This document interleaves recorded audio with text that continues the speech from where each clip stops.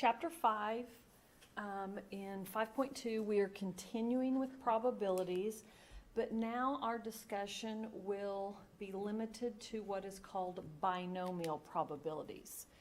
When you see the word binomial, usually what people think of is two, like a bicycle has two wheels. So that comes into play, binomial probabilities, and we'll talk about what the two things are in just a minute. Now, I'm going to talk about the features of a binomial distribution. And as I go through these features, I am going to relate it to a particular example. So let's say that we were going to have an experiment in which we roll the die. So we have one die, so we're going to roll the die 10 times. So for a binomial distribution, the first thing is there is a fixed number of trials, and this is labeled as n. So we will always define n, which in our particular case, bring that up a little bit, oops, too far. N is the number of trials, which is the 10 rolls. So n equals 10. Now, these 10 trials are independent of each other, so one does not affect the other and is repeated under identical conditions. Now, here's where the binomial part comes in. There are only two possible outcomes per trial. So you look and you think, okay, a die, but wait, there's 6 sides to a die. How can there only be two possible outcomes? Well, what we will define those outcomes as will be called success and failure. So for each binomial distribution, you're going to have to define success and failure. So let's say that we define success as rolling a 3. That would then mean that failure would be when you roll a 1, 2, 4, 5, 6. So here are my two outcomes, success, failure. Now, for each trial, and remember each trial is each individual roll of the die, the probability of success is the same. So here's what we would look at for our particular example. The probability of success, well, we're saying the probability of success, we're saying that is rolling a 3. And the probability of success is denoted by lowercase p. So when you roll a die, what's the probability you get a 3? 1/6. So failure would be the probability of not rolling a 3. It's denoted by lowercase q. Well, not 3. This is like complements that we've already studied. So there are 5 of those, 5, 6, and just like in complements, we know they have to add up to 1. P plus Q will always equal 1 as well. Now, one of the big things that's new to a binomial distribution or probabilities that we have not discussed is when we talk about number of successes. So you will always define what your R is. So if I said R equals 4, this is where you need to be careful. 4 is not the number you get on the die. I'm not looking to roll a 4. Success is rolling a 3. So when I define R equals 4, what I'm saying is, what is the probability that when I roll the die 10 times, my success of rolling a 3 would show up 4 of those 10 times? So the central purpose of a binomial experiment is to find the probability of R successes out of n trials. So this is what we're going to be looking for. The probability of R successes out of n trials. So let's take a look at a particular example.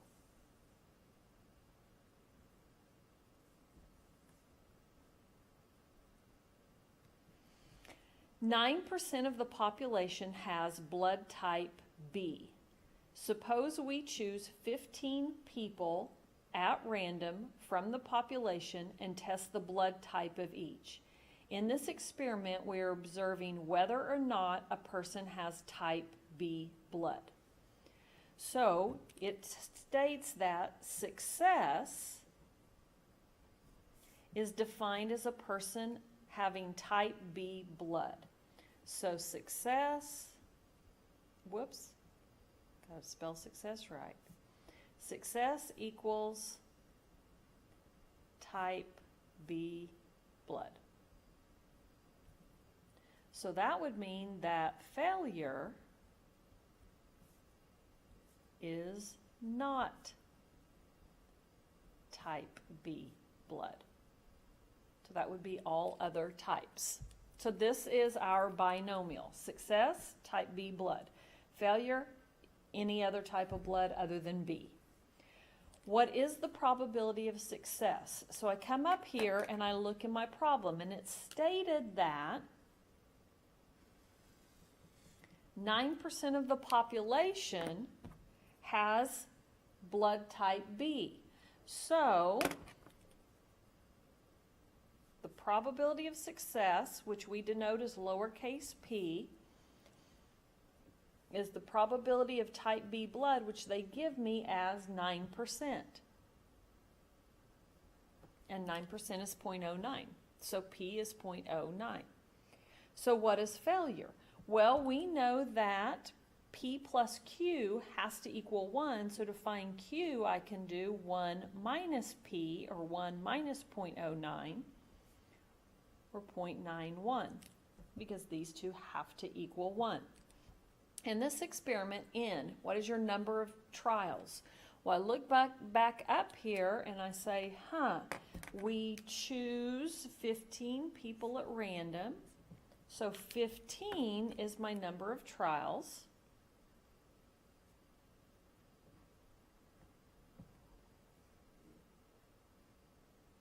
And then it says, if we want to compute the probability of 4 successes, what would R be? Well, R is always your number of successes. So in this case, it would be 4.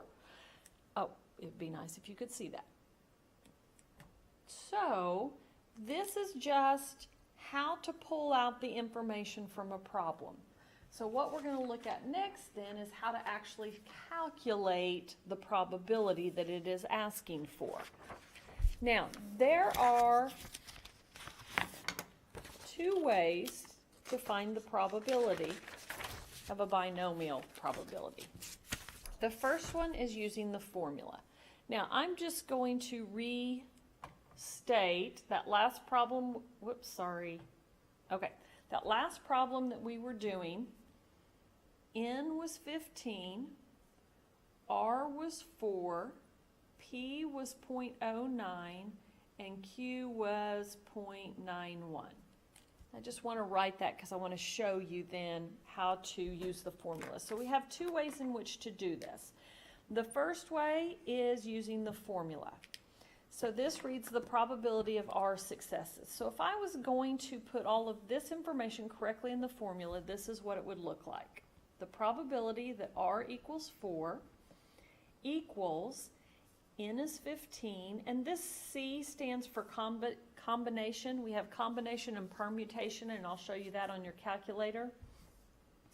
R, so this case it's 4, times lowercase p is 0.09, and I'm going to raise that to the R power 4, times Q, 0.91, raised to the N minus R, so that would be 15 minus 4, which is 11.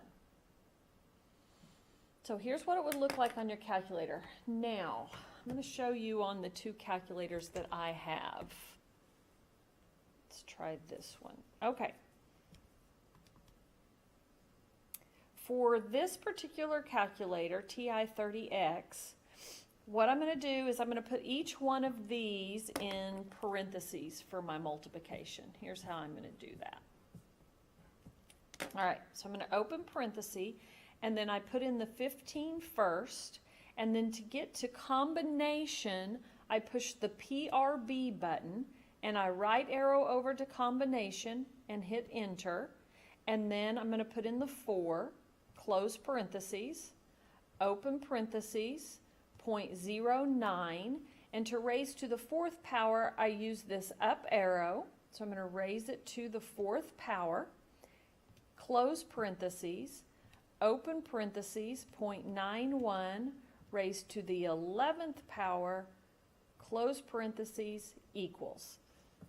So I'm going to go out 3 decimal places, so 0.032.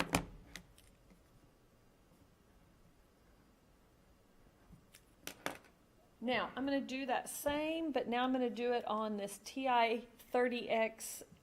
This is the multi-view, and it has the PRB button as well.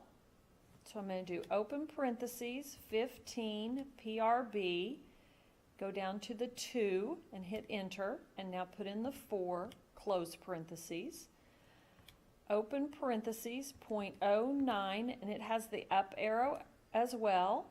And it takes me up there. So in this calculator, I then need to push the right arrow to get out or to get down from that exponent.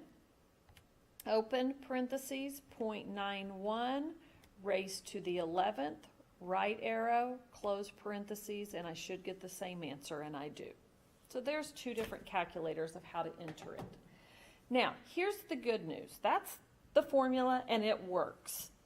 But what we are going to be using is the binomial table. Now, this is found in your ebook, and then you go to the tables. And this is table 3, and it starts on appendix 11, page 11, and it goes through, there's 12, 13, 14, 15. So, lots of pages on this. So let me show you how this table works. If you'll notice, here's the formula that we just went over. On this table, all of these numbers in here are your probabilities. So to find the probability we're looking for, I look over here on the left column and you will see N and you will see R. Now in our particular case, N is 15. So here's 2, that one goes through 7. So it's not on this page. There's 8, 9, 10, 11, 12. They skip 13 and 14, and here is 15. Now, R is your number of successes. You could have 0 successes, 1 success, all the way to 15 successes. But what we're looking at is 4 successes. So I am going to put a piece of paper here. So we have 15 trials, N equals 15, 4 successes. Now, my P is what I look for on the very top row. Now we need 0.09. Now if you'll look up here, there is not a 0.09. All the problems we'll do after this will have the values we need up here, but for purposes, we know 0.09 is between 0.05 and it's closer to 0.1. So I'm just going to bring my finger down to where it meets this piece of paper. And so the 2 numbers that the probability we found will fall between is 0.005 and 0.043, and it should be closer to this one. And sure enough, we had 0.032. 032 is between these, and it is closer to this one. So the table makes sense. Now, again, the problems we will be doing, they will be located on the table, but if you ever ran into a problem that wasn't, then you can always fall back on the formula. So let's take this first example. A genetic trait in one family occurs 25% of the offspring. If 8 offspring are selected randomly, find the probability that the trait is manifested in exactly 3 cases. Now, for most of you, your eye is going to go to the numbers. So 25%, 8, and 3. So let's define what those are. So your number of trials is going to be 8. Well, 8 what?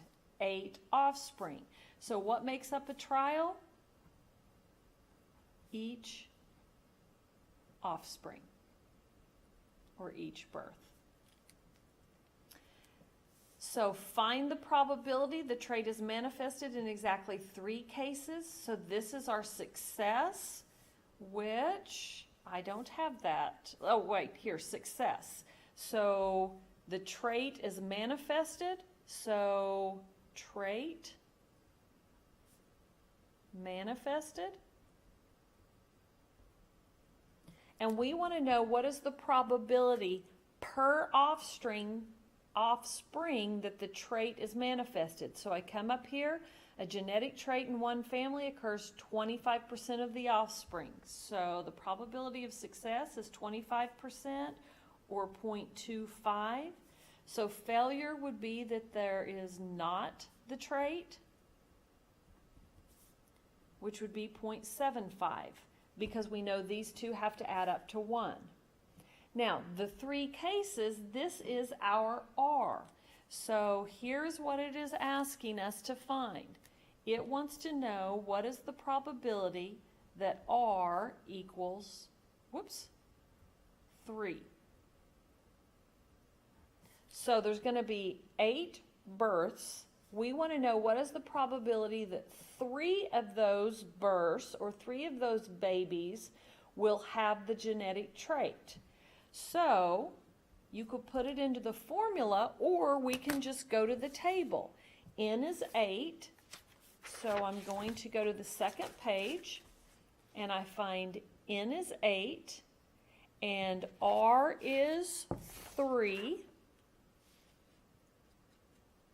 So there is the row. And then at the top, I'm going to find 0.25, because that's P, your probability of success, 0.25. And I find my number to be 0.208.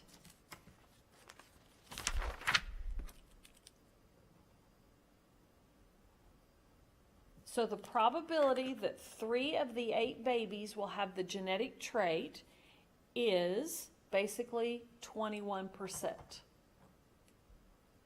Okay, let's look at another example. A biologist is studying a new hybrid tomato. It is known that the seeds of this hybrid tomato have a 70% probability of germinating. So I know this is going to be important. The biologist plants 6 seeds. So how many trials does the biologist have? Well, he has 6. Each trial, or what makes up a trial, that would be each seed. Now, they give me that the probability of germinating is 70%, so success would be that the seed germinates. And that's 70% or 0.7. Failure would be not germinates. And we know P and Q have to equal 1, so that makes Q 0.3. Now again, you could use the formula, but we're going to use the table, and it states what is the probability that 4 seeds will germinate. So there is your R, the probability that R equals 4 seeds. So we want to know what's the probability that 4 of the 6 will germinate. All right, so I'm going to go to my table and I'm going to look for 6. So here is 6. And this one I'm going to bring that in. And we want to know the probability or likelihood that 4 of them will germinate. So here's 4, and then what I need, what I need to look for at the top, probability, there it is, probability of success is 0.7. So I'm just going to travel downward on that column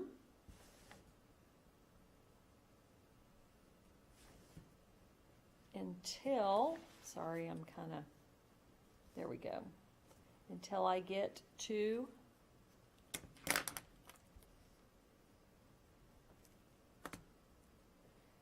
kind of hard to put this all on there, but here's my 6. And I traveled over. Here's my 0.7, and I traveled down. So it leads me to 0.118.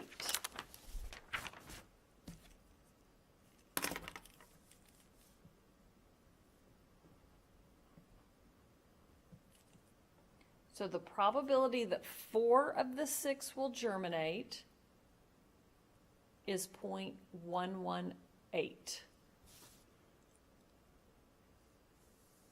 Oh, you know what? I was on the wrong.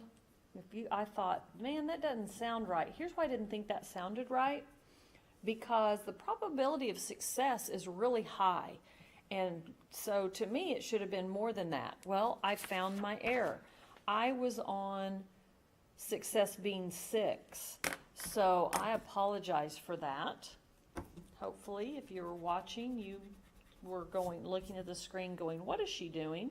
So I needed my P was correct and my N was correct, but my R was incorrect. I was on R of 6 instead of 4.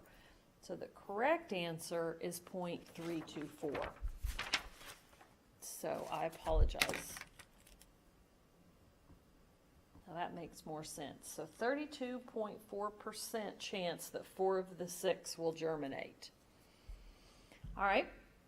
The next probability says, what is the probability that at least 4 will germinate? Now, you need to be careful with at least. We've encountered that before, but I'm going to remind you, at least 4 means 4 or more.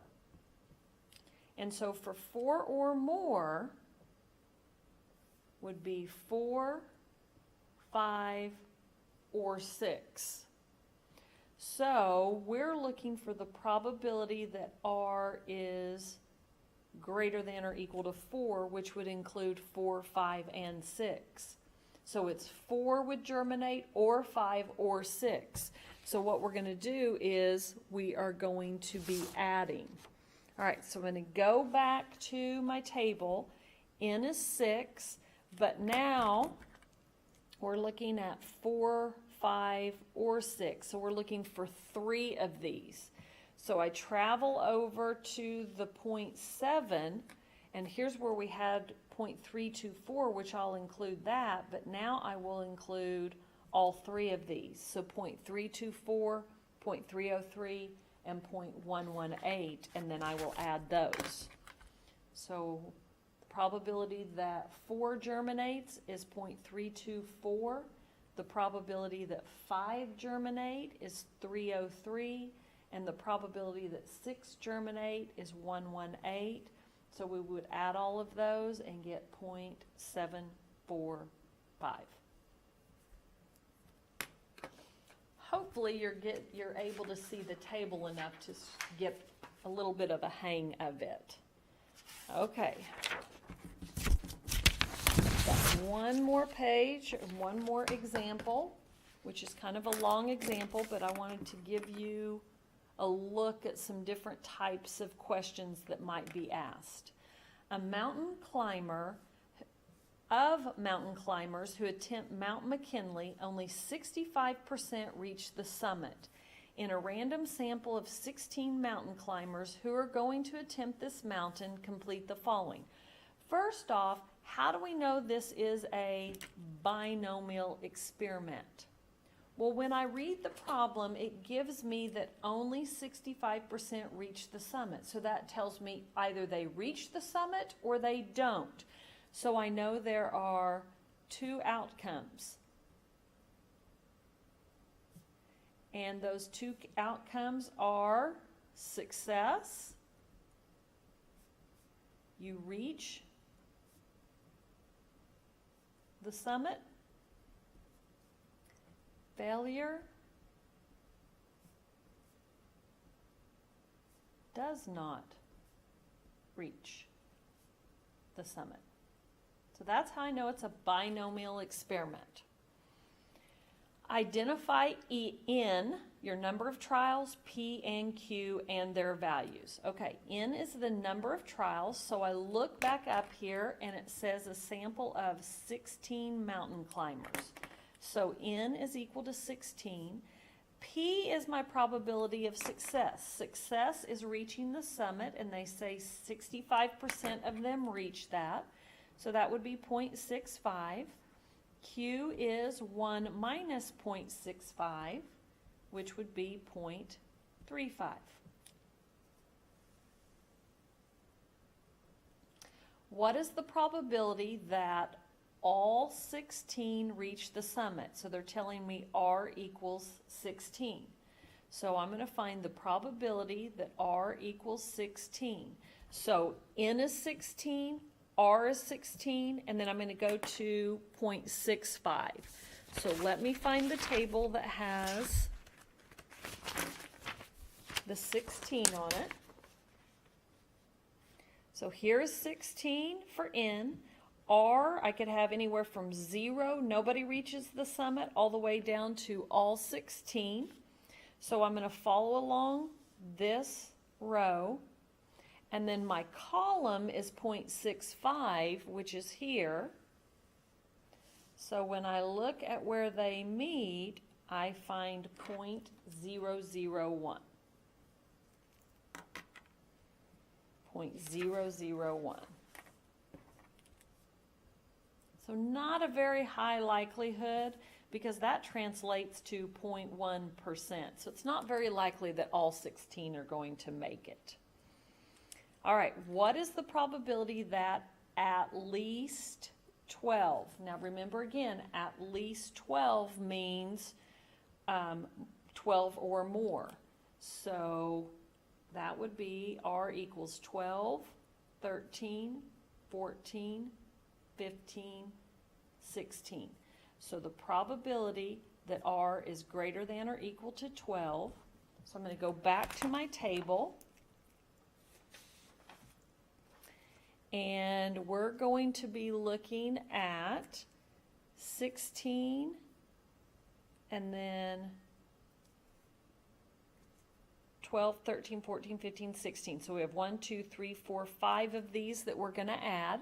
So I'm going to come over here to where P is 0.65, and we are going to be adding all of these numbers here. 0.155, 0.089, 0.035, 009, and 001. Those are the ones that we're going to add. So, just so you'll have it in your notes, I'm going to add 0.155, 0.089, 035, 009, 001. 1, 2, 3, 4, 5, 1, 2, 3, 4, 5.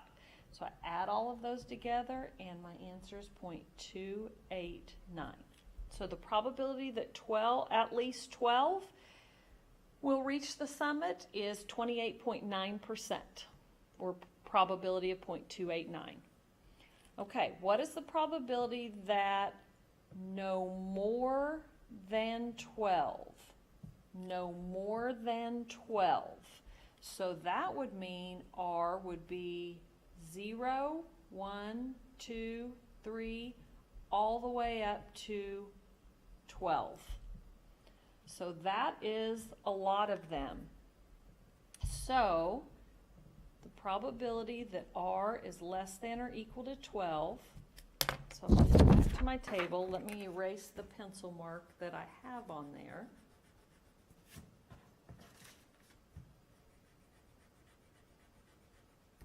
And we are doing less than or equal to 12.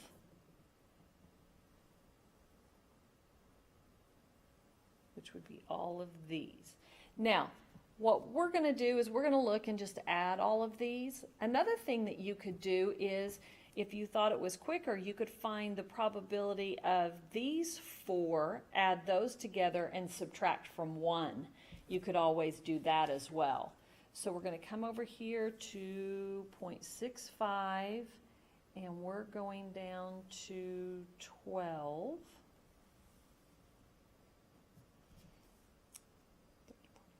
which is all of these numbers here that I have.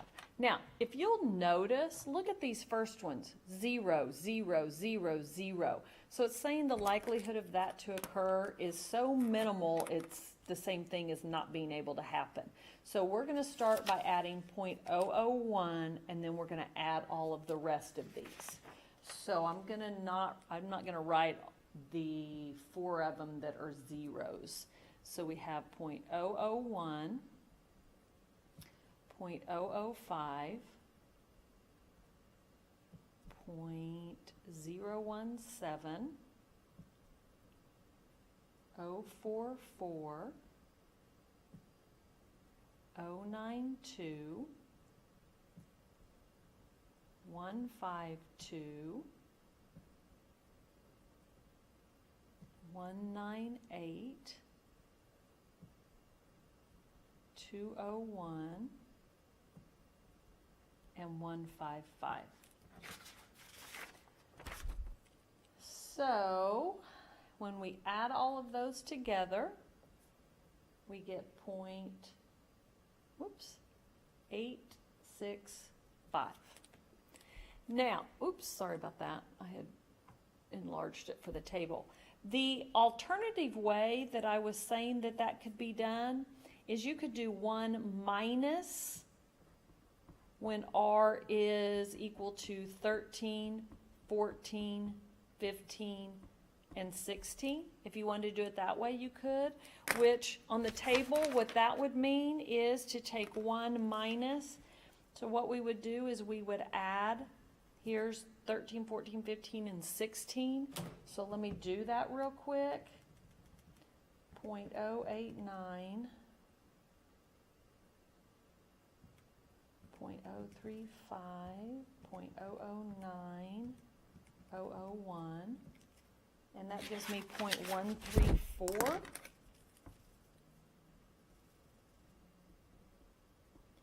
So if we take 1 minus 0.134, we get 0.866. Here we got 0.865, here we get 0.866. Does that mean we've done something wrong? The answer to that is no. Because of rounding on the table, because they round to 3 decimal places, then that is what causes this to be slightly different. Both of these answers would be counted as correct. And so whether you put this as your answer or this is your answer, then you would get full credit. So I just wanted to show you 2 different approaches there. All right, what is the probability that at most 15 reach the summit? At most 15. Well, that means 15 or fewer. So that would mean R is equal to 0, 1, 2, 3, all the way up to 15. Well, if you'll notice, R is every value except 16. So of course what you could do is, let me do some erasing. On the table, you could find and use, if I go back to n is 16 and 0 to 15 under 0.65, you could do and add all of these if you want, and you would get a correct answer. But what makes it easier is you go, well, it includes all of them except 16. So the easier way to find the probability that R is less than or equal to 15 is to calculate it by doing 1 minus the probability that R equals 16. So that would be 1 minus 0.001, which is 0.999. Now that to me is a little bit quicker. If you want to add them all up, you definitely can do so. All right, here. What is the probability that 7 do not reach the summit? So this is saying that 7 do not reach. So it's saying that R is not 7. So here we're talking about complements. So if I want to find the probability that R is not 7, that means that 0 could have, 1 could have, all the way up to 6. 7 do not reach the summit, so 8, 9, 10, any number except 7. So this would be 1 minus the probability that 7 did not. Now you could read that two different ways. We're going to look at it this way. So 1 minus 0.044, 0.956. Now, I did not come up with this example, so 7 do not reach. What that may be saying is R is less than 7, which would be 0, 1, 2, 3, 4, 5, and 6. But my intent was to look at this and talk about the complements of 7, not 7. So if there's one like this on WebAssign and you get an incorrect answer, shoot me an email because I'll take a look at it. It just depends on which way you read that as to what your approach would be. All right, that completes all of 5.2.